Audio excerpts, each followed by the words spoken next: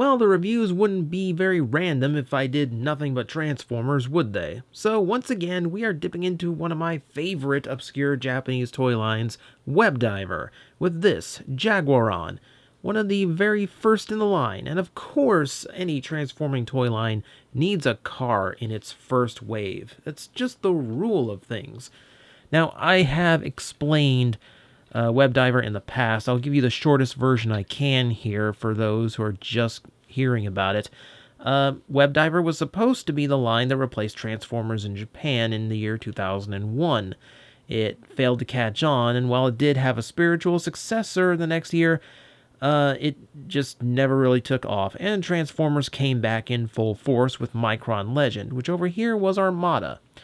Now, we're going to take a look at one of my favorites from the line, or at least what I think is one of the most approachable, as it is about as close to a typical Transformer as you can get.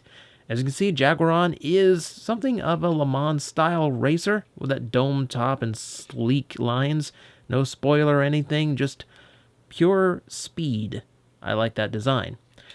However, you will notice, amongst his bright metallic red plastic, he's going to have a lot of different colors, in particular some yellow striping toward the front, and a lot of green going through. And going through the green, you're going to notice a lot of blocky shapes, a lot of kind of pixelation, almost like a digital code or something you would see like as a background effect in Digimon. This is completely intentional, as the transforming characters in Webdiver are all digital based. So this is kind of their way of working the cyberspace feel of the show into the toy line, and I quite like how it looks. It definitely gives the toys a different vibe. Also, with everyone being digital, they really don't have any need to stick to realistic vehicles, so we get things like this. And even though this is definitely a car, you can see engine, doors, well, not even doors really. There's no actual handles molded or anything. Rear view mirrors, just in case there's a human inside it, I guess.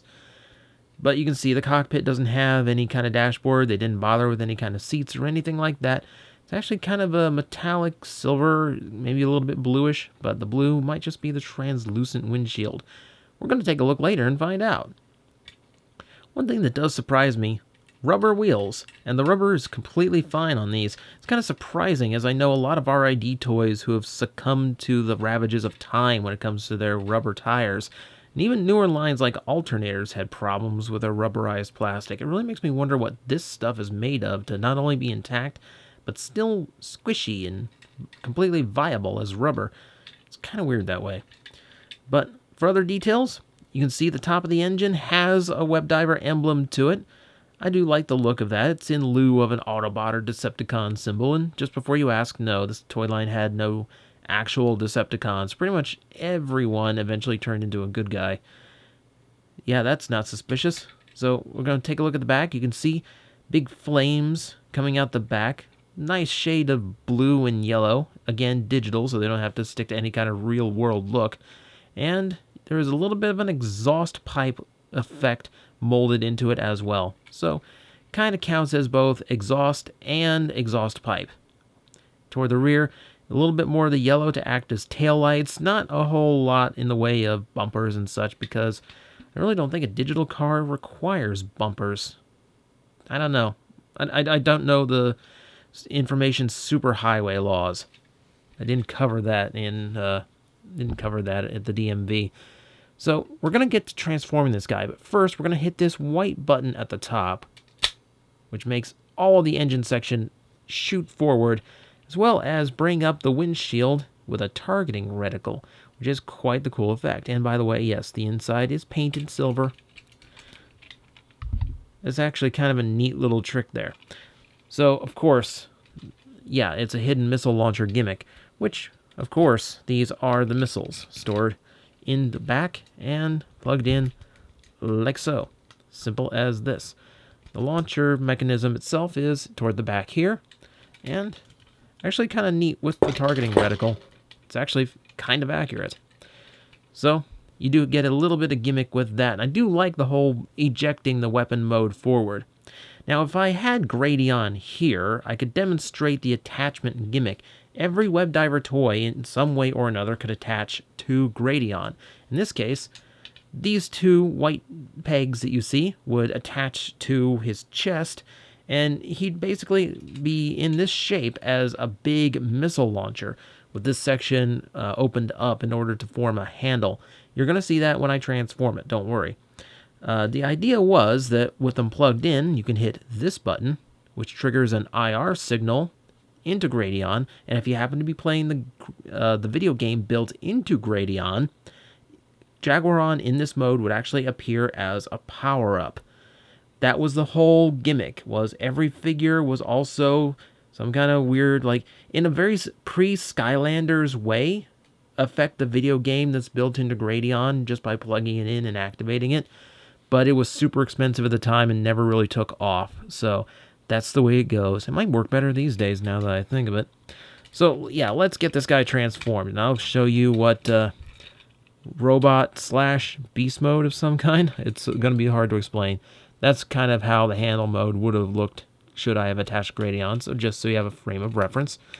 This one is a little bit more stubborn to get out. So there we go. And get that folded out of the way. From here, I'm going to...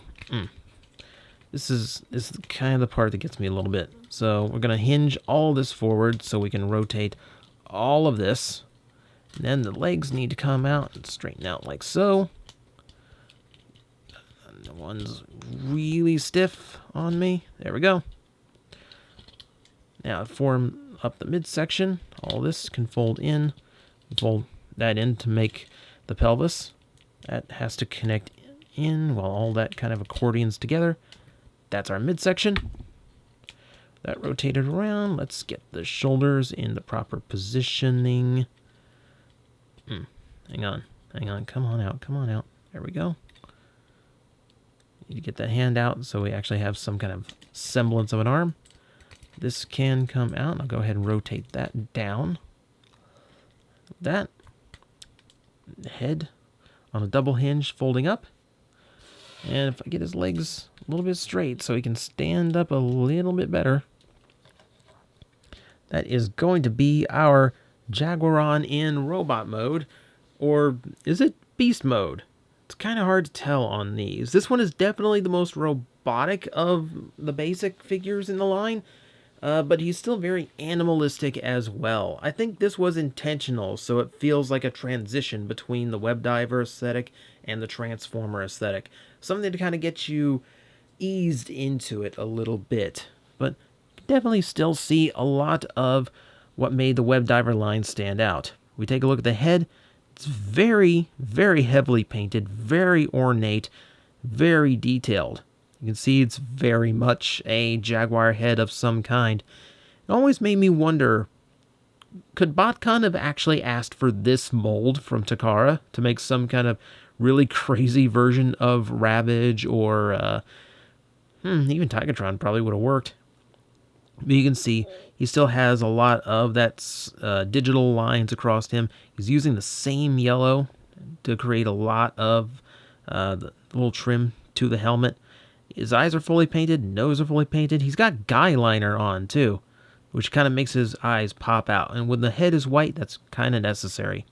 You can see a lot of silver is now added to the chest. You can see little pipes and lines going all the way to the back, which the back is painted pretty well, along with the torso. So you don't generally get that much paint going all the way around.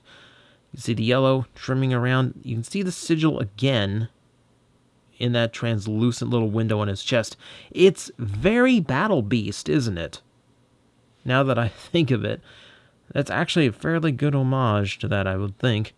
So down to the midsection, we have more of the green. A lot of the green from the robot mode carries over, and because this is more bestial, we get those digitigrade legs that I'm not a big fan of, but it definitely works for the animal aesthetic. You can see his claws are just as well ornamented as his head.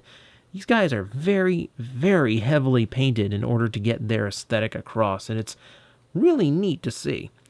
Proportion-wise, he doesn't do too bad. Similar to what I would expect out of a cheetah. The thighs are very thick compared to the rest of him. He looks like a very powerful runner, or kind of a jumper, I guess, in this mode. We do have to speak on a few things. For instance, you'll notice the hand just kind of sticking out of his car bits there. You can rotate at the bicep and get an elbow joint this way, but that sticks him with a bicep curler. And yes, I've checked. There's no way to rotate the wrist. On this toy, I am absolutely certain of it. So you do kind of unfortunately have that going for it. So he's stuck with a bicep curler on one arm and a massive cannon arm on the other. This is the downside of having such a neat little gimmick in vehicle mode. Kind of keeps his robot mode from having the versatility you would come to expect, since he's only got one arm, and that arm is a bicep curler, so not a whole lot it can do. So, what else are we looking at here? Well, if we check articulation, we're not getting anything out of the head except a rock down and up. Since everything is on that hinge, there's no actual transformation effect going on, or no actual head swivel possible. So we look to the others. The shoulders are universally jointed.